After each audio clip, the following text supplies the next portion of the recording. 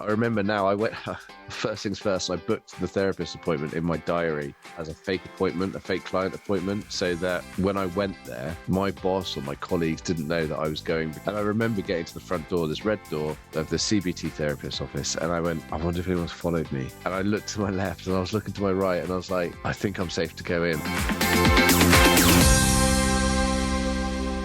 Okay, super excited, delighted, I think honoured more than anything else to get Kris Hall with me today on the podcast. Season 6 of the podcast, which is a bit different because we're doing it on video and we're doing it on audio. So welcome to the dear listeners and dear viewers. And Kris, how you doing, mate? You good? I'm all good, thank you. Yeah, not too bad at all for a snowy January day it is here in Somerset. So okay, down in Somerset. All right, fantastic. All right, mate. So obviously I've been looking at your project. So Kris, for the viewers and listeners, is the CAO of Burnt Chef Project. So I've been all over it online, mate. It's a thing very close to my heart, actually. But rather than me explain it, it looks like a great project and great merchandise as well, fella. Thank you. Tell me about it. Where did it come from? What is it? How did it hatch? Lovely. I'm glad you are. So the Burnt Chef Project was born really from personal experience, lived experience of mental illness, and from also working in many different sectors over my career. So I've been in sales and marketing now ever since I sort of left school at the age of 15, 16. And I've worked in insurance, I've worked for financial companies, I've worked in mechanical engineering in the travel sector, but I fell in love with hospitality.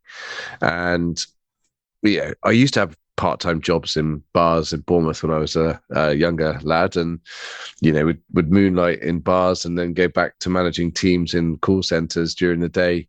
I enjoyed it. I loved it. And I was always allured by how different the hospitality sector was. But it wasn't until I started working in hospitality full-time, probably about 14 years ago now, where I was supplying fine dining ingredients to chefs and to brilliant baristas and bartenders across the country, that I suddenly started to see that there was a big difference in this sector compared to other sectors I'd been in. There was a lot of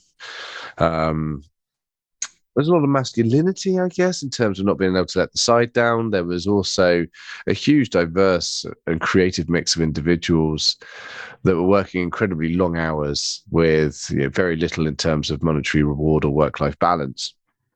But I just assumed that's the way that hospitality is, right? I never, ever thought that it would be any different. And I got told multiple times that is just hospitality, so leave it be.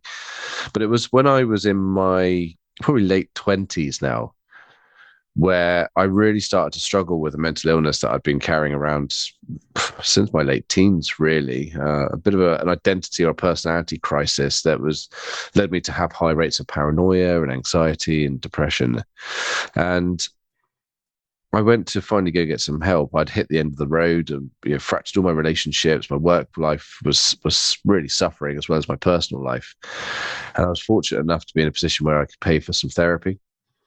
So I remember now, I went, first things first, I booked the therapist appointment in my diary as a fake appointment, a fake client appointment, so that when I went there, my boss or my colleagues didn't know that I was going because I was a little bit damaged in my head, or what I thought at the time I was damaged. And I remember getting to the front door, this red door of the CBT therapist office, and I went, I wonder if anyone's followed me.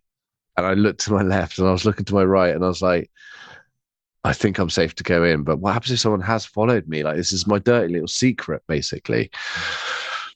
So after 6 months of therapy, a couple of years of rediscovering myself and my core values, I started to look back at the industry. I was like, why are people using drugs and alcohol? Why are people, experiencing high divorce rates? And now from the work that we do, we know high rates of things like suicide.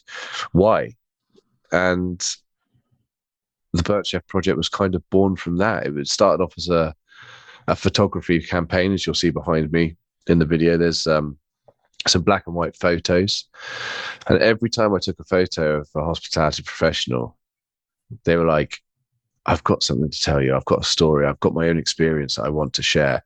And then they would share that picture on their social media channels. And then I would get inundated with more messages going, you got a guy that takes photos to talk about this thing that we don't talk about in hospitality. Can I have my photo taken?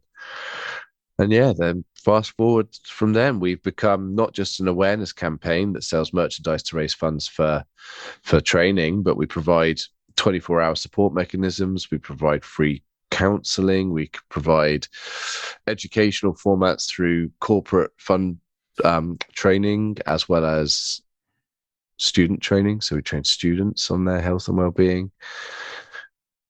We're in 120 odd countries worldwide, and hopefully, if all goes well, I'm meant to be going to Canada in April to launch in front of 300,000 Canadian restaurants, the Canadian Restaurant Association. Right. I mean, I don't know if there's a bit of imposter syndrome here going on. Like every time, oh my gosh, who am I to do all this stuff? It's like one of those. There's a great quote. It's a bit of a meme on Instagram all the time. It's like somebody needs to do something about this, and then it says, and then I realised I am somebody, and I think you're the one who's like, well, it's just hospitality. It's just the way it's always been.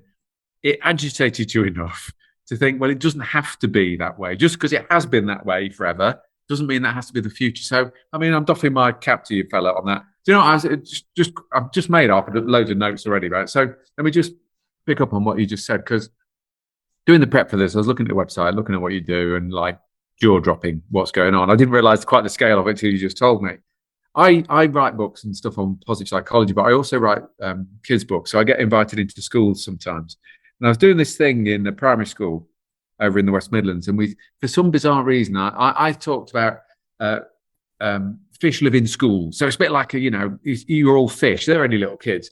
And then I said, and cows live in herds, and sheep live in flocks and all that. And one of these kids that I put their hand up and said, "There's a flamboyance of flamingos." All right, so flamingo, and I'm going, oh, that's kind of I didn't know if that was true, but you all Googled it and found it was, which took me on this collective noun thing, right? So there's, sorry, let me go with it. There's a pride of lions, obviously. Some of my favorites. There's a tower of giraffes. I mean, that's pretty cool. There's the flamboyance of flamingos. There's a dazzle of zebras, which is just genius. And in case you're wondering where this conversation is going, I was trying to think for the prep for this. The probably collective noun for people who work in hospitality and catering. It would be something, I don't know, it'd be a stress or a panic or a chaos or a pressure, wouldn't it? Because I can't think of a job where it's got to be right, it's got to be done at this time, it's got to be perfect. And we all see the Gordon Ramsay shouting and bellowing his head off. Is that how it really is? Not as much as it used to be. I mean, we refer to ourselves as sort of pirates or tribe. It's a very, very close knit community. Yeah, everyone knows everyone. You very much look out for your brother or your sister and make sure that they, if they're in trouble, you've got their back. There's this big, almost a military based system, and certainly back of house as the Escoffier system is a 18th century French military system. That's what it's designed to be. But I'd like to say that the days of shouting and aggressive behavior within certainly kitchen environments is a thing of the past. I think it's a lot less than it ever was. We do know that it still goes on. Yeah. But when we look at the levels of things like emotional intelligence and skill gap shortage when it comes to high turnover of staff and poor attrition rates, it's no wonder why there is such a perhaps a toxic workplace environment where people do lose their heads quite quickly and potentially can react in the adverse ways, because you've got so much pressure, so much time, and poor health management and hygiene standards. Each industry has its own pressures. I'm not saying that hospitality is the worst industry to be in. It's not. It is one of the best industries. But I do generally tend to think is for a long time we've just accepted, our food arrives on plate and we eat, and that's how it goes. But it could be so much better. I pick you up on what you just said. Obviously, every industry has its pressures and every job has its pressures. But most people with high pressure are paid a lot of money to deal with the high pressure. Whereas I can't honestly think of it. Maybe people who are working with children, like childcare, is undervalued and underpaid to the same extent that hospitality and catering. But I can't think of any other industry where we expect so much and we pay so little. So I think that there's this kind of element of undervaluing what's going on there. I think most normal human beings like me, wouldn't last a day. I mean, how many staff retention must be a big issue. I mean, I see it on the news. I see like we can't get the staff, and then if we get the staff, we train them up and they're good, then they're going to leave anyway. So I would imagine that recruitment and retention, as we sit here now at 2.5 years into a pandemic that hasn't seemed to have quite gone away, is such a massive issue. And what you said, like you end up, you want to be a nice person. I want to be a nice person. I want to run my restaurant and my bar, and I want to be my best self. But when the pressure's on, sometimes we default to not being very nice because we end up accidentally barking out orders. And I think that it probably is, well, I know there is a better way of leading than that. But yeah, see, I'm just interested by yeah. Sorry, I'm sure. No, I mean, have you... But the thing, I guess there's, for me, I found my calling, right? For many years, for a good 10, 15 years, I was always wandering. I was a chameleon. I was fitting into roles that people perceived I should be. I found a calling with the Burnt Chef project, and everything that I've done, even from, I'll give you one of my earliest memories as to why I think that this was always going to be like a destiny, if you like. And I was never that way inclined. I was, atheist, very much facts, figures, guys. If I can't prove it with my own eyesight or data, it doesn't exist. Whereas actually what I have managed to do is a complete U-turn on that over the last 3 or 4 years, and serendipity plays its part, and spirituality and feelings. But one of the earliest memories I have, and I dropped out of college. It wasn't for me at all, and I was in a bad place back then. But I was sat in a psychology lecture, and there was a specific study that for me just resonated, and it does today, which is the Stanford experiment. That's the eye colors, yeah? No, the Stanford experiment was done in the late 70s, early 80s, where a professor over in America split his college class into, and he built a makeshift prison. Oh yeah, of course, yeah. They've done a movie, haven't they? Yeah, go on. Yeah, there's a movie. Tell everybody. Yeah. No, but I mean, for me, it sits in my brain. And for a long time, we get questions all the time and said, "Oh, people are just inherently bad, and they're rotten to the core." But we're not brought into this world, bar a few exceptions. We're not brought into this world as aggressive human beings. We've become very much the products of the environments that we become used to. And the Stanford experiment is a great example of that, whereby within less than 7 days of friends in a class who knew each other being assigned one prison guard, one prisoner, it just descended into chaos where the prisoners were having such heinous things done to them in such a short period of time. The experiment had to be called off because they were becoming part of their environment. And I just find that fascinating. And I try to raise awareness for that when I'm talking to teams and be like, look, is it the fact that, your head chef or your head maitre d' or whatever it might be, it's just a very angry, shouty person? Or are they managing an awful lot, plus financial issues, plus, 80-hour weeks and no days off? Is it the fact that actually there is no level of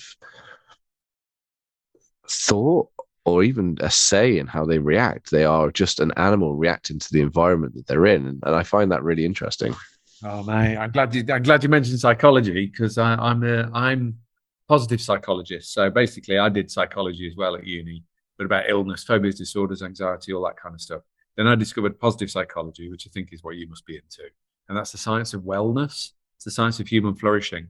So instead of looking at what's wrong with people, we decided to look at what's right with people. What makes you come alive? Yeah, what? There's a lot of people talking about living their best life or being their best self. But positive psychology is basically the actual science of that, which is completely radicalized, changed my life massively. And you also mentioned something that ties in with my research. You talked about values, about core values a few minutes ago. And there's this, I don't know, you're not quite old enough maybe to remember the Christopher Reeve Superman movies. You'll believe a man can fly, in 1980s, I think, 1980s. You'll believe a man can fly. It's like the most expensive movie ever. And if you look back now on YouTube, if you've never seen those movies, look back now, and special effects weren't quite as special as they are now. But Christopher Reeve, there's this really cheesy, terribly kind of grindingly American bit where Superman So Lois Lane is standing on her apartment in Metropolis on the evening. The lights of Metropolis are twinkling below. Superman lands on her balcony, and it's obviously a bloke with his pants on the outside. He's got this little bit of hair down here, and he's got his cape on, and he stands there like Superman does. And of course, Lois is a journalist. She can't let go of her journalistic instincts. So she's like, "Oh my gosh, Superman." She says, "What do you stand for, Superman?" Christopher Reeve puffs his chest out. He says, "Truth, justice, and the American way." All right, and it's just like so cheesy, but I kind of like it because at least he knew. At least he could quote a set of values that he stood by. And we don't have to all live by Superman values of truth, justice, and the American way. But I think a good starting point is knowing what your values are, knowing what you really stand for. And therefore, because most people don't ever think about it. And I think if you did think about it, then it's like, okay, that's what guides me. And you might get lost on the way. Sometimes we take the wrong turn and we forget. But your values, I think, always bring you back like a moral compass, really brings you back to who you really are. So I'm delighted you spoke about values. I think it's really powerful stuff that often gets missed. And emotional intelligence and all that, oh my gosh, it's my pet subject. I could go forever. So tell me a bit more about, so what's going on in Canada? What are you doing over there? What's happening right now with Burnt Chef Project? So the Burnt Chef Project, we've grown very rapidly in the last 3.5 years. I mean, bearing in mind this only got launched officially in October 2019. We are, well, firstly, from what I hear, we've managed to make mental health and the subject of mental illness quite sexy, which is often a difficult thing to start when you're sat in front of a board of executives. So people from the ground level upwards and from also board level are going, who are you? And we need to be involved, but we're not sure how. What have you got? So we found ourselves in this position where we are working with Jamie Oliver's restaurant group across the world. We're in conversations with people like Caesar's Palace and Glen Eagles and the Belfry. You know, we're very much in a position where we're sort of the go-to guys in terms of, if you need some stigma bashing, we'll do it, whether that's through our merchandise or a podcast or a giant 3-meter tall inflatable elephant we've got called Ellie. If you need some training, again, we've got a plethora of training, both internally and externally, training sessions that we're able to run. If you just need, some more support mechanisms, whether that's through our 24-hour support number or through a partnership we've got with Thrive, which is an NHS-approved wellbeing and hygiene app, as well as therapy, then we're the complete turnkey. I wouldn't say solution, because there is no solution to the epidemic of mental health issues that we're facing at the moment, but we're definitely a one-stop shop for anyone or any business looking to try and make changes. And where we found success in the UK, one of the great things about our sector is that no matter where you work in hospitality, the chances of you being able to jump on a plane and get a job the other side, no matter where you land, are very high. And because of that reason, a lot of the things that we have are very much applicable to the rest of the worldwide market as well. So, Canada, Australia, New Zealand, and America are rapidly growing in terms of interest, in terms of connections for us. So, it seems like a natural progression. Exactly. It's what you're talking about. It's not a British problem necessarily. I mean, it is an issue over here. I mean, the stats, I think it was last year or the year before, the last time we had the stats for how many antidepressants in England, antidepressant prescriptions, is 85 million in 1 year, just in England. That's more antidepressant prescriptions than there are people. So, and you think, oh, it's just the Brits then? Well, no, it's not, is it? It's the Americans, everybody. The world is beating itself up right now. The world is fast, it's crazy, it's a little bit going through one of its mad phases. And I think we're stuck in that now, aren't we? And we're like, how do we maintain our sanity and our mental health when the world is trying to beat it out of us? Actually, I think it's a massive thing, and it's a really big deal that you've taken on. I think it's probably grown beyond. I bet you never sat there had a plan. Go, yeah, we're going to go global with this, did you? I lived in Bournemouth. I had a good career. I had a good team that I'd built up around me. I was earning a decent salary. I had a really nice car. All of these extrinsic motivators that really don't matter at all, because I hadn't got something that aligned with my values. And the Burnt Chef Project was only ever designed just to raise a little bit of noise down in Bournemouth, work with my local mind, try and get some more awareness for the subject matter and aim to improve people's or save people's lives. I never realized that a year later I'd be going home to my wife and saying, I need to quit my job. I need to take this on full time. I don't know how much it's going to pay. I don't know when it's going to pay, but what I know is that something needs to be done, and I've got a moral obligation and duty to actually start to take this on. Because if I don't do it, no one else is going to. No one's going to do it. No one's going to do it, mate. And in 100 years, we'll be having the same conversation with 2 other people on the podcast it's always been like this, hasn't it? All right. Hey, look, I'm not going to take any more of your time. Can I leave you with, because it's obviously a foodie thing and a burnt chef thing and a hospitality and catering. There's something in emotional intelligence. Daniel Goleman wrote the kind of seminal book, and I nicked some of his ideas when I wrote my book. But he talks about emotional soup. So I'll just leave you with this, right? So emotional soup is a really simple concept. It brings both our worlds together, I think. Basically, what it says is any social situation where people are thrown together, whether it's a restaurant or a pub behind the scenes, or whether it's with your family, or whether it's in a team meeting, where there's people thrown together, everybody is having some sort of say in the emotional flavor of the soup. So we're all having an input into the atmosphere in the meeting, or at home, you're having a say in the flavor of your family soup, for example. And there's a big question that comes out of that. And it's a question that I can ask on this podcast, but I can't answer it because only the listeners and the viewers know the answer to it. And the obvious question is, what flavors am I adding?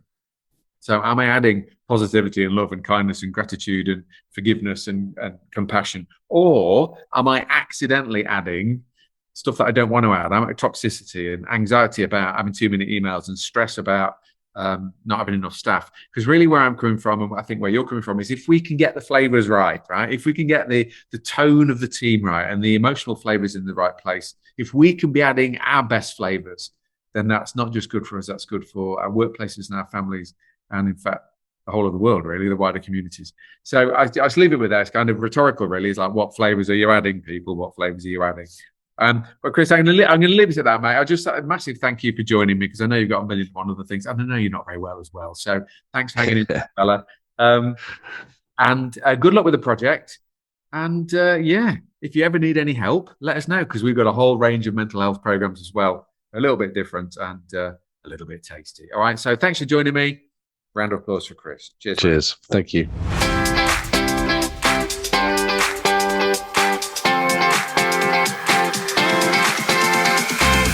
Thanks for listening to the Art of Brilliance podcast. If you've enjoyed it, please subscribe and tell the world. A nice review would make our day. That's the very best way of getting like-minded people to tune into our very simple messages about happiness and human flourishing. If you've hated it, please keep quiet. Remember, the world has enough negativity already. Feel free to check out our training and the little shop of happiness at artofbrilliance.co.uk. Thanks again. See you next time for another amazing episode.